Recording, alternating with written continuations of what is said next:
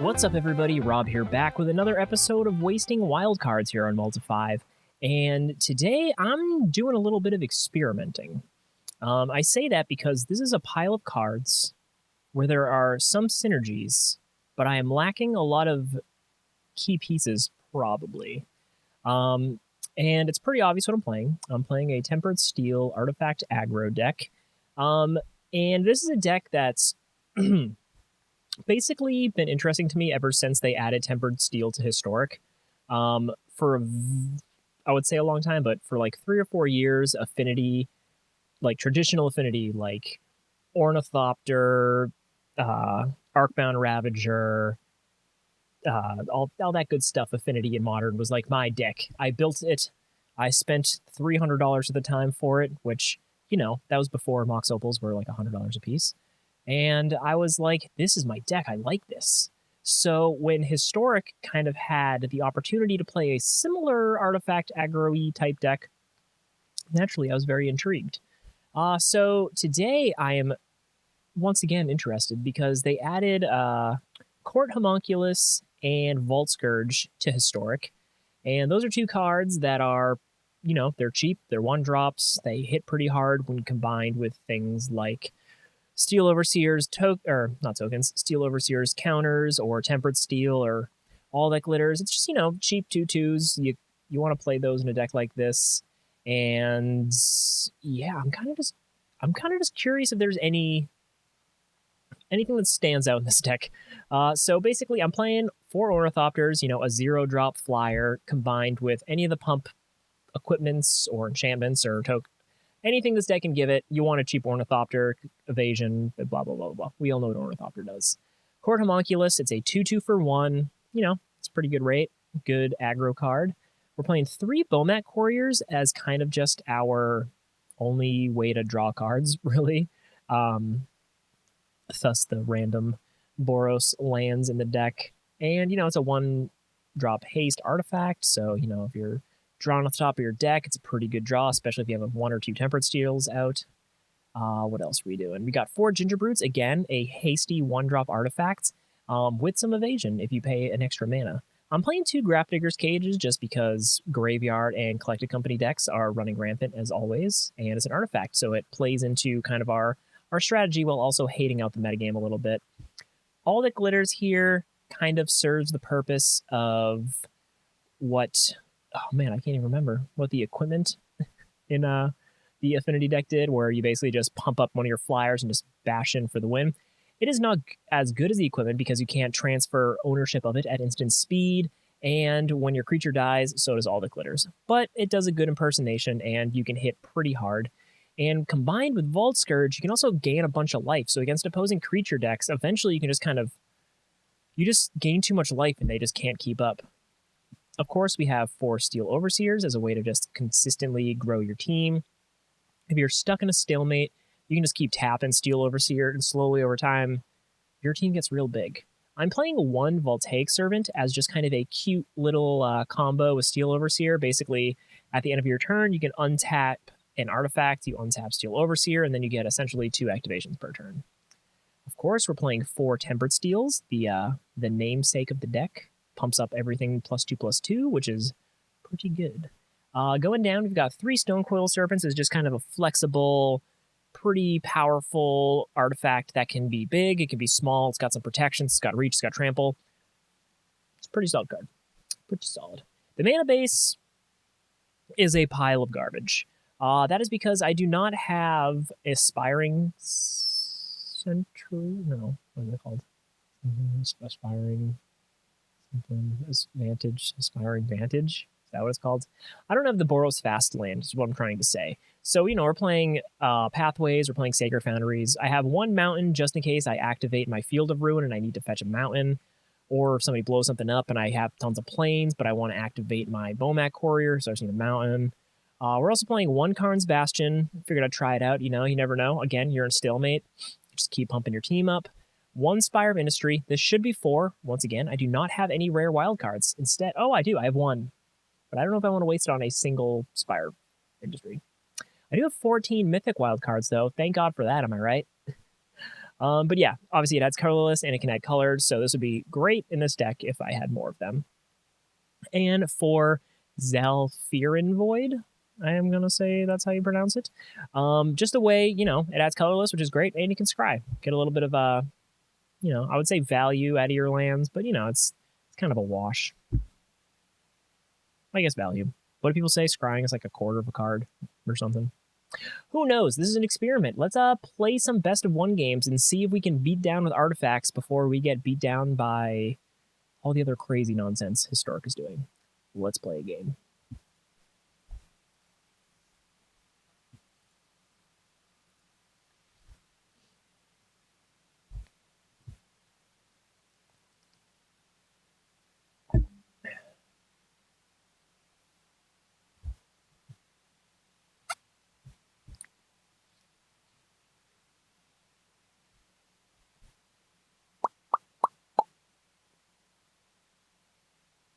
All right, game number 1 here. This isn't the greatest hand, but it's not bad. We've got a Ginger Brute turn 1 or Vault Skirge turn 1, followed by a Steel Overseer. So we have different ways we can play this. We also have a Grafdigger's Cage, so if my opponent is playing what appears to be a potential Collected Company deck or something, we could throw that down. But I think we're going to want to start by playing a Vault Skirge, just so we can slowly start gaining life. They're playing Plains, so they could be playing an aggro deck. Green-white, okay.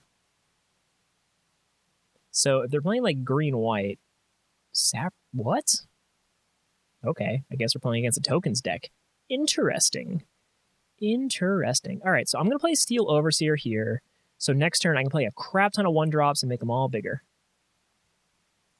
So one good thing about the tokens deck is that they don't have reach or flyers usually. I don't think Grafdigger's Cage is going to really do much here. All right, that's a card I haven't played around in a long time. Conclave Tribunal. Interesting. All right, so let's see here. Let's go Court Homunculus, and then we'll just start the 1/1 beatdown, I guess. My Court Homunculus here, reigning dominant as the only 2/2. Okay, an Intangible Virtue deck. Is this just added, or has this always been here? This is a new one, right? Makes sense. Tangible Virtue is really dope. It's a bummer we don't have any flying token producers. I'm actually going to do this. Which one did I activate? Can't be blocked. Can't be blocked. I'll offer the trade on the Homunculus. Okay. Still, I'll offer a trade. I think we're probably just going to get outsized pretty quick here unless we can get a Tempered Steel. Okay. No blocks. All right, that's not great. I think we're probably going to get outsized here.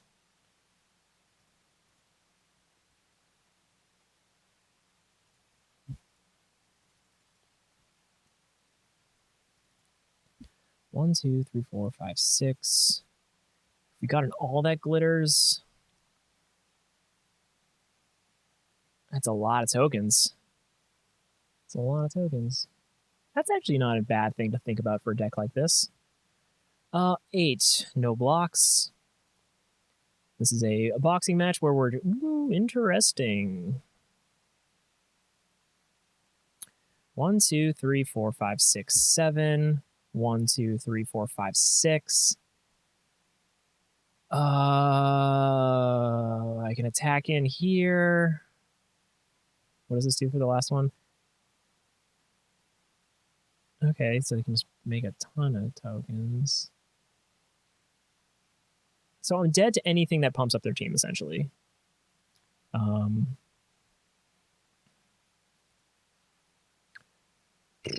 I'd go up to 6 here. Maybe yeah, let's just, maybe that's not the right move, but if I do this now, they're dead to like an all that glitters if I survive this next turn. That's a whole lot of tokens. Good thing they're not playing red. Oh my god. Okay. So 1, 2, 3, 4, 5, 6, 7. I can let 2 in. So let's block here. Let's block here. Let's block here. Let's block here. And let's block here. Wait, what am I doing? I can't let any in. I'm just dead. I am bad at math. Okay, so that's fun to remember that intangible virtue is in historic, which is something I totally forgot. Yeah. Definitely don't want to keep hands where I don't have any way to pump my crappy creatures. I did have a Steel Overseer. So I didn't strictly keep a terrible, unpumpable hand. But maybe something a little more robust. Not that Conclave Tribunal wouldn't be able to take a Tempered Steel, but definitely want to keep something that can pump, which is good to know.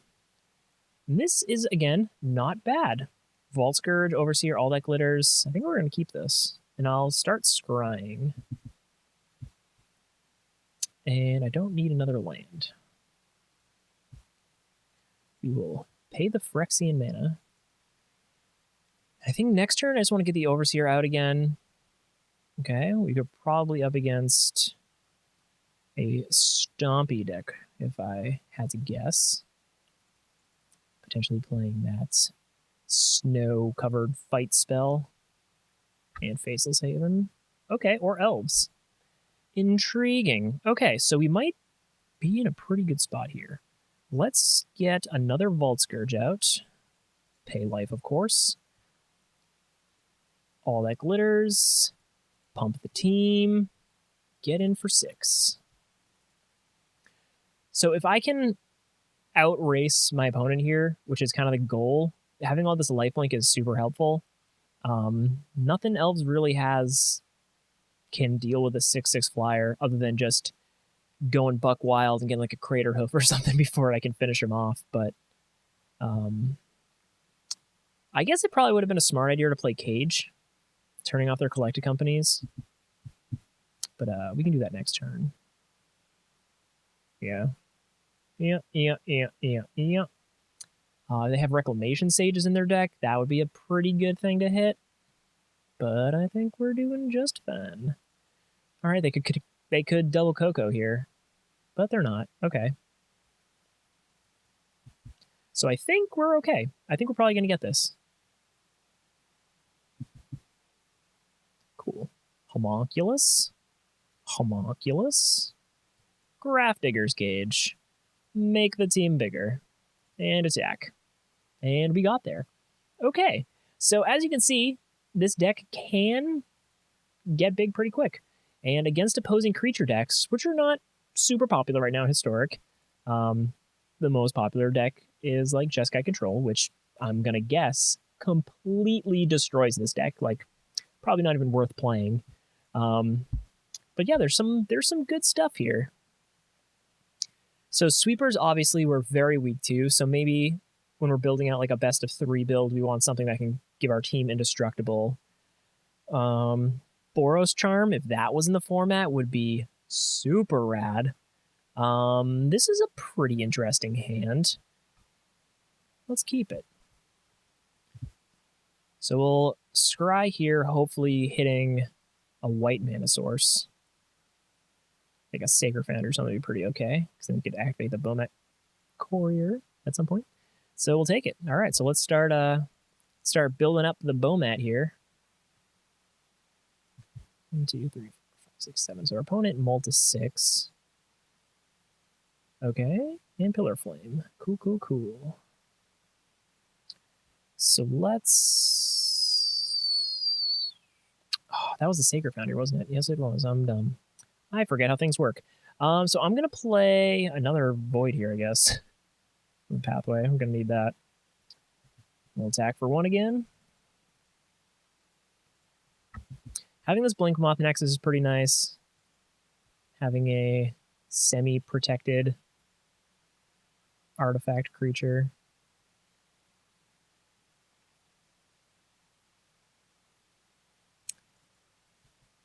Okay, I was gonna say, hold back the block with your Sprite Dragon. That's bold, friend. That's bold. But let's glitter up. At a shock range, which is good. We're not out of lava axe range.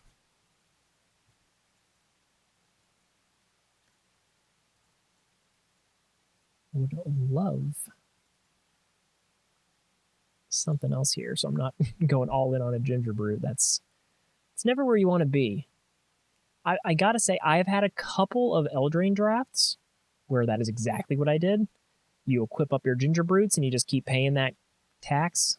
People can't block it. Just death by like 3/1s. Okay, Pillar Flame the face. Love to see it. Casting a bunch of spells, but they don't have a Phoenix in the yard.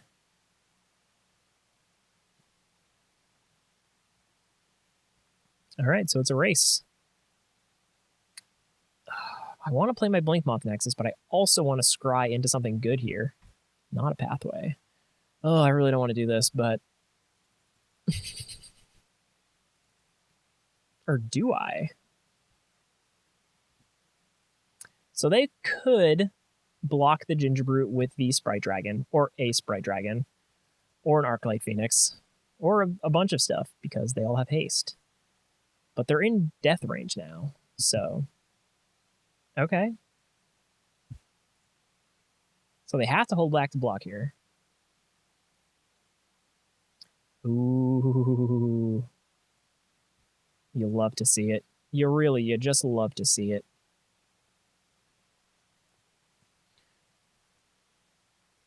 Yeah, I'm not even going to pay it. They can block with whatever they'd like.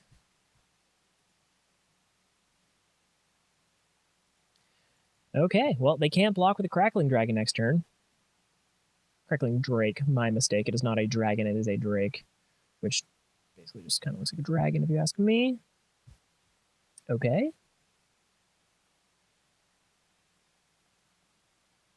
4, I'll take 4.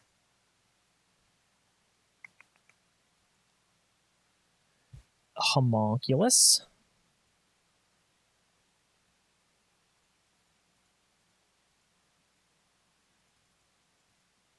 And the good thing here is that they're not going to be able to easily bring the Arclight Phoenix back. Unless this is like 1-drop, 1-drop, 1-drop. Which, I guess, depending on how this planning works out for them, could work out in their favor. 2, okay. Let's hope they don't hit any more Phoenixes. That could be an issue.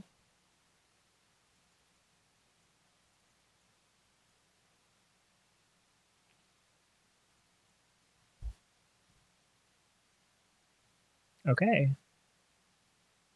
3, okay, so they're going to get the Phoenix back.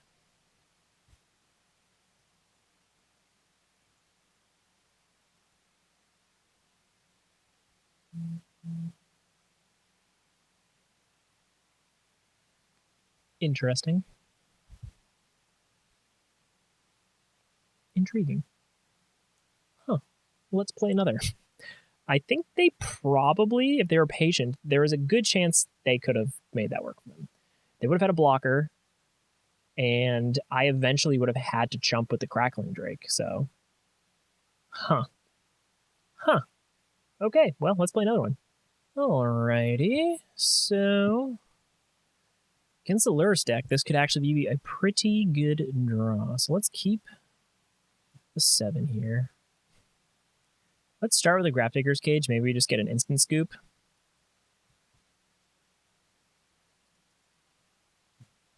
Okay, not an instant scoop. Okay, so it's like a burn deck. So what I'm actually going to do here, I'm going to play this for 2. I want to be able to play my Vault Skirge and the All That Glitters in the exact same turn because I want to get out of Wizard's Lightning range. Because that's going to turn out to be probably the most important card in this matchup.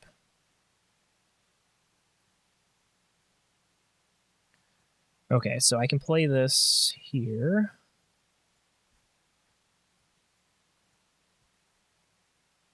And now we should be safe.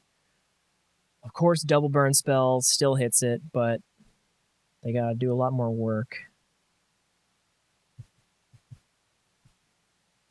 Alright, no blocks. They get double burn here and just do a grotesque amount of damage.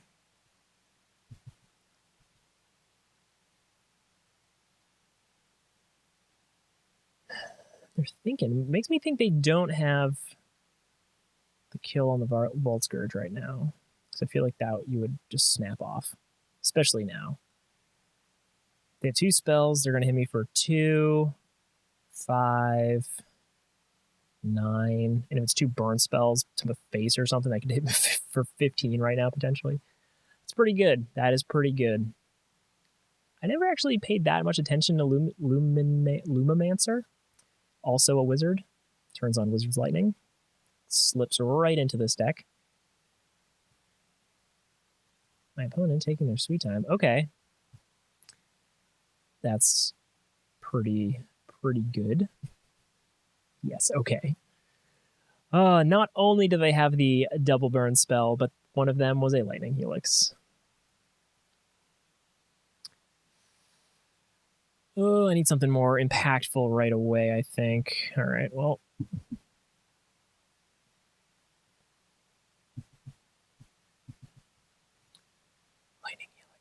Lightning helix. All right, well, should we do the safe block here, I guess? I'm just dead to a burn spell to the face, I'm pretty sure. Yeah, okay. Pretty good, opponent. Pretty good. He's going to shock me.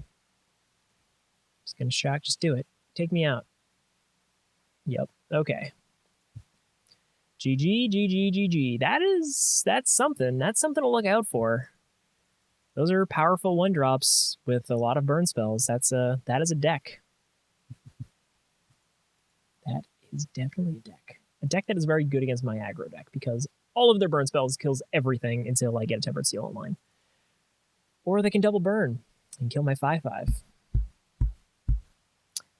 Rats. Okay, well, let's play another one. Like I said, this is super experimental. I'm trying to see like what cards are impressive and which ones aren't. That's a whole lot of nothing, so we're going to mulligan down to this, which is a whole lot better. Let's keep this. Let's put the Brute on the bottom. We'll start with the Blinkmoth Nexus into the Vault Skirge. Yeah, we'll enter here. Opponent playing some Rakdos nonsense. Probably Rakdos Pyromancer stuff. Okay, that's pretty fun. So let's... Enters tapped. Play Grafdigger's Cage.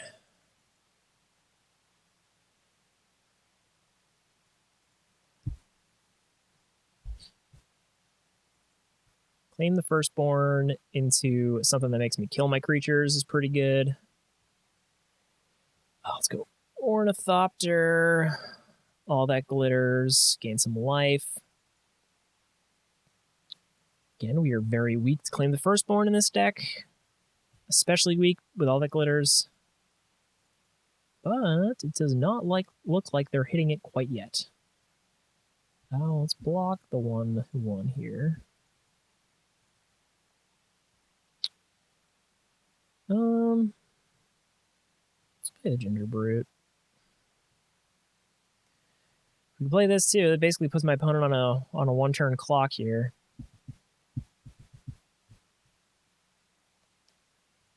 Please don't fatal push me. Bummer. Yep.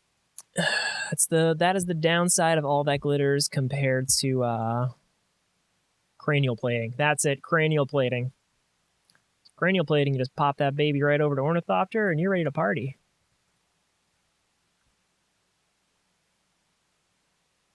Alright, well, their Dreadhorde Arcanist is turned off, which is nice. Would really like a white source of mana right now. Get my Tempered Steel online. That would turn things around pretty quick. Please enough Croxa. Please enough Croxa. Or Thoughtseize. Or an Inquisition. Okay.